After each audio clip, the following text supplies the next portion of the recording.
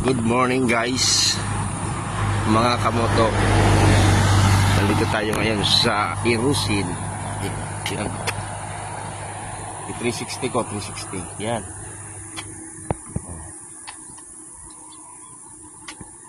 Yan.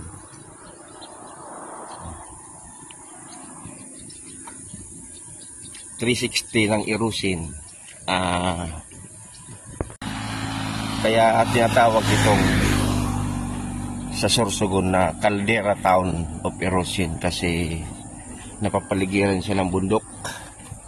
Ayan ayan yung Mount Bulusan. Ayan natatakpan na ng ulap. Ayan yan, bundok yan hanggang doon paikot. Yun, bundok. Ayun.